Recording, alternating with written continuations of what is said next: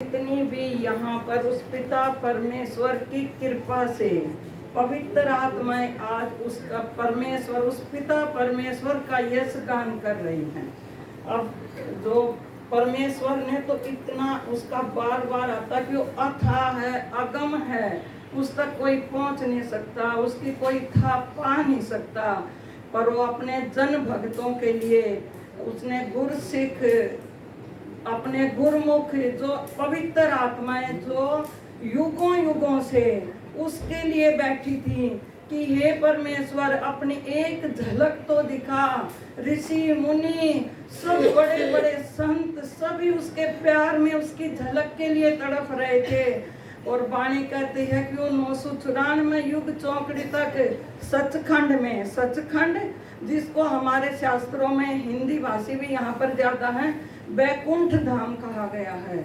और उसी को ही मुकाम हक भी कहा गया। वो एक ही चीज है, उसने आप स्वयं उस सचखंड की रचना करी, स्वयं अपने आप को उसने अपने आप को आप ही पैदा किया, आप ही उपाया। फिर अपने सबसे पहले शब्द सुत को पैदा किया और उस ये बड़ी रचना उसने जो फिर उसके बाद जिसको हम सब संसार विष्णु ब्रह्मा महेश तक सीमित रहते हैं कि बड़े से बड़े देवता हैं, पर उस पिता परमेश्वर ने उनकी रचना की और अपनी पूरी सृष्टि का सेवा दे दी, कार्यभार उनको सौंप दिया। ये तीनों को अलग अलग कार्यभार सौंप दिया और पूरी सृष्टि को, ये नहीं कि एक को 84 लाख कोट ब्रह्मांड खंड, जैसे पृथ्वी पर 9 खंड हैं, 7 द्वीप हैं, सब की सूरज चांद सितारे आकाश गगन सब की रचना उस परमेश्वर ने की। और ब्रह्मा विष्णु महेश को बड़ी जिम्मेदारी बड़ा कार्यभार सौंप दिया।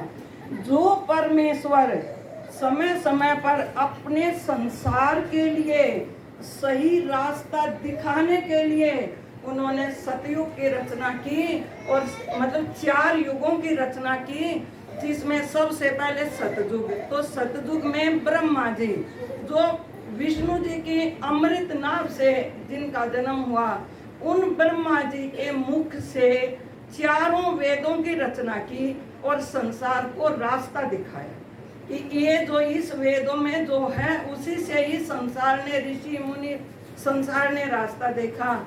फिर अवतार जैसे हम पढ़ते हैं, अब अवतारों की गिनती में मैं नहीं जाऊंगी।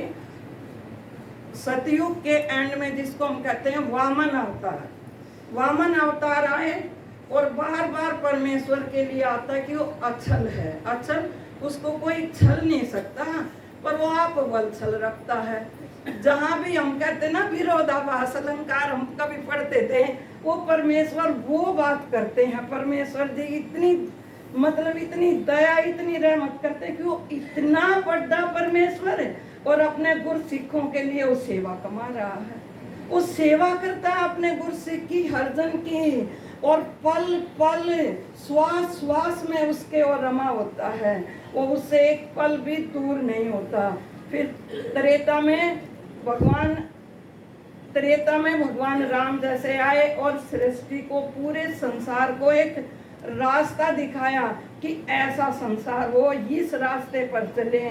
फिर द्वापर में भगवान श्री कृष्ण जी उसमें कहते हो कलाओं से कि वो 14 कलाओं से थे भगवान राम, परशुराम 2 कलाओं में थे और भगवान श्री कृष्ण जी भगवान तो आप हैं। अब तक हम भगवान श्री कृष्ण जी कहते रहे, पर जब वाणी में पढ़ा कि कोट काहन बैठे शीश निभैया, वो इतना बड़ा परमेश्वर कब से जब से उसकी सृष्टि चली है तब से वो दया रहमत अपने सृष्टि पर वो करुणा निधि दयावान, उसके लिए इतनी महिमा वेदों ने भी गाई। अंत में कह दिया ना इति ऐसा भी नहीं। फिर त्रेता में भगवान राम ने रास्ता दिखाया। द्वापर में भगवान श्री कृष्ण जी जिसको हम त्रिलोकीनाथ भी कहते हैं, वो 16 कलाओं से आए और उन्होंने अपना एक रूप भी दिखाया था कि सब कुछ मेरे से ही पैदा है और मेरे में ही समा गया है। वो परमेश्वर फिर समय के अनुसार गीता का ज्ञान भी दिया, 18 पुराण लिखवा दिए, संसार को रास्ता दिखाने के लिए। पर उसका उस पिता परमेश्वर जो सचखंड, जो बैकुंठ धाम में बैठा है, उसका भेद ना वेदों में आया, ना कुरान में आया, ना पुराण में आया, ना गीता के ज्ञान में आया। सब ने कह दिया नहीं थी। और अंत में जो गुरु नानक देव जी, मतलब जैसे 10 गुरु आए, एक ही जोत थी, गुरु नानक देव जी से गुरु गोविंद सिंह जी तक। वो पिता परमेश्वर से तो स्वयं जाके मिले थे। एक गुरु नानक देव जी जो सचखंड में जाके उनके साक्षात दर्शन किए थे। फिर गुरु गोविंद सिंह जी जो 10वें, हम जिसको हम संसारिक रूप से 10वें गुरु जिनको हम जानते हैं जिस रूप में, सबको मालूम है इतनी बड़ी कुर्बानी आज तक संसार में पूरे उसमें कभी किसी युग में नहीं हुई। तो ये उसकी रहमत थी। पर उसने बच्चे निया हेठ दबाया तो कलयुग जो 4,32,000 जिसकी आयु थी उसकी जड़ उखड़ा दी, जिसको पुट दी मतलब उखड़ की जड़। इतना घोर पाप अन्याय हुआ था। उनके दो बच्चे युद्ध में मारे गए थे और 2 निया हेठ दबाइया। ऐसे जब बाणी पढ़ते हैं तो आंसू आ जाते हैं कि क्या रहा होगा वो, देखो समा। वो पिता परमेश्वर तो उनके साथ था, क्या पता उनको जरा सा कुछ भी ना हुआ हो, वो तो क्यों, तो उनके अंदर बैठा था। उसकी महिमा को कौन जान सकता है। अब वो फिर 3 पैगंबर सब उसी के ही हैं। ये ना मानो कि हम ये मुसलमान है, ये ईसाई है, उसी की धारा से सब आए हैं। हजरत ईसा, हजरत मोहम्मद, मूसा, ईसा, जैसा जैसा उनको हुक्म मिला, हुक्म सभी जो अब तक अवतार आए, पैगंबर आए, सबको एक अपने हुक्म में उसने रखा। जो हुक्म मिला उसको वो सिर निभा के चले गए। इसके उस जिसको हम अकाल पुरुष कहते हैं, अकाल जो काल से परे है, जो काल का भी स्वामी है, पुरुष उसको आदि पुरुष भी कहते हैं, जो जिसने अपनी रचना स्वयं आदि में सबसे पहले, आदि मतलब सबसे पहले जिसने अपनी रचना की थी।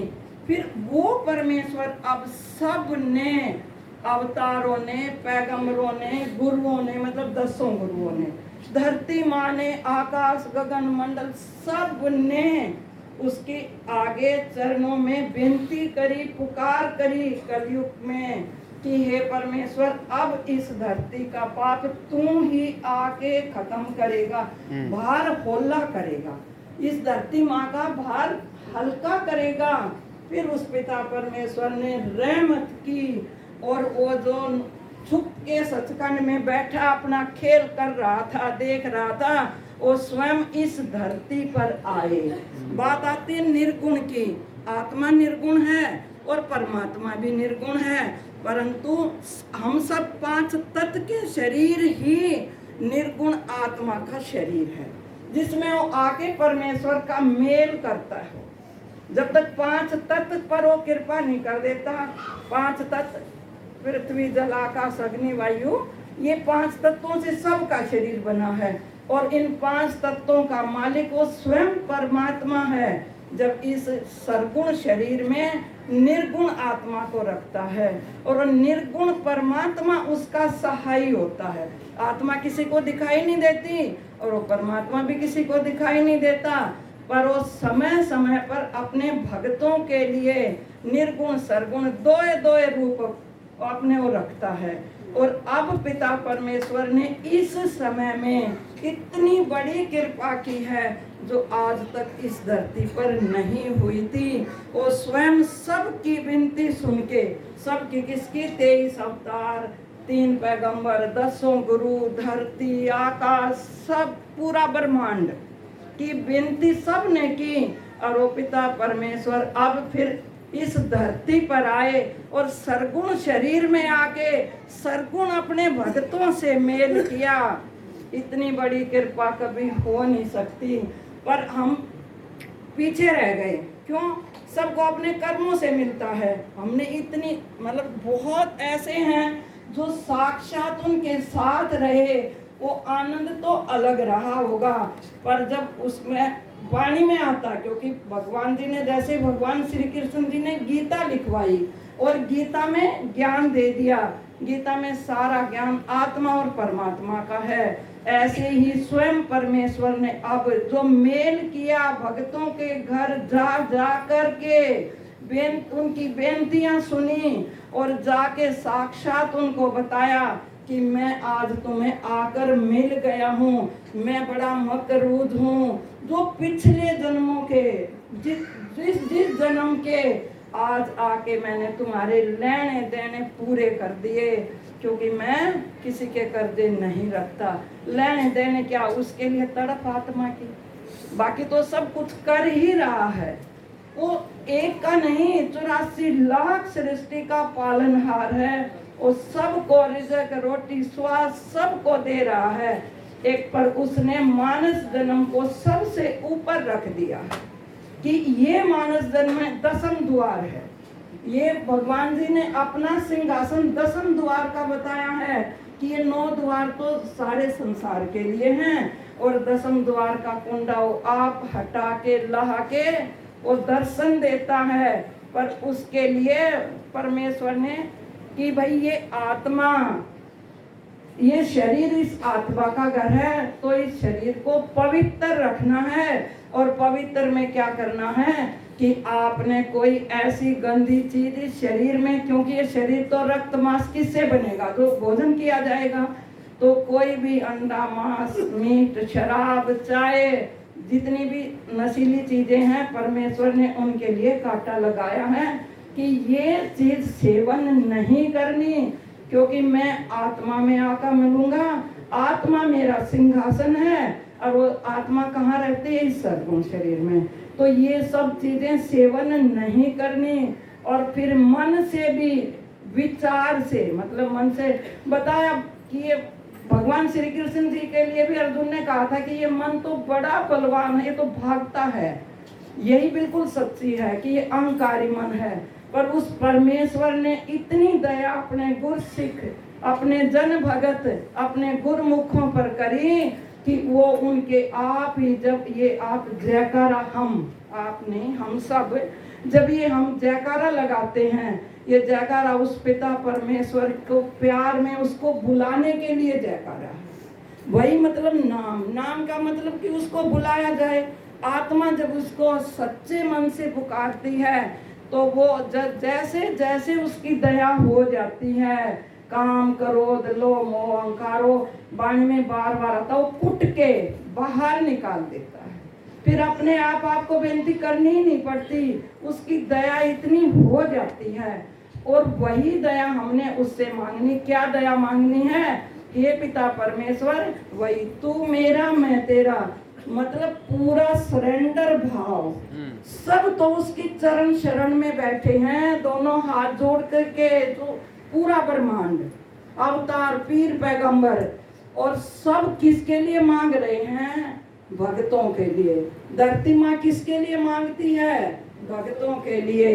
वो परमेश्वर कहता भगत मेरी बिंद है, मेरा वंश है भगत मेरा।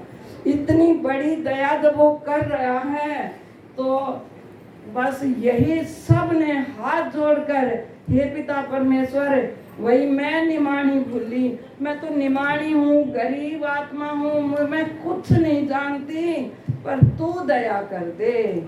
जब तू दया कर देगा फिर तो मैं राजा की बेटी हो जाऊंगी, क्योंकि आत्मा कह रही है, क्योंकि तू तो महाराज है। और जब तूने सिर अपना हाथ टिकाया, हर सिर पर तू अपना हाथ टिका दे। हे पिता परमेश्वर, तेरे से हम और कुछ भी नहीं आए ना, मैं अपनी बता रही हूँ। जब भाई कुछ समझ नहीं आता, ना मांगने का पता, ना किसी चीज का नहीं पता, मैं सचमुच नहीं पता, बस एक ही हाथ जोड़ो।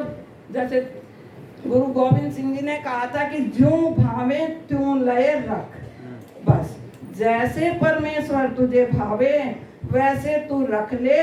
तेरे आगे हम हाथ जोड़ के, परमेश्वर बस तेरे हैं, तेरी चरण शरण हमें चाहिए, चरण धूल हमें चाहिए। तू चरणामृत बख्श दे जो परमेश्वर है, तू इतनी दया हम सब पर कर दे। ये आज उस पिता परमेश्वर जिसको हम हमारी जो नई संगत भी है जिसको हम कहते हैं कि कल की अवतार 24वां आएंगे, ऐसा संसार मान के बैठा है। पर वो तो मालिक है, उसको मालूम है किस आत्मा को उसने जनाई करानी है।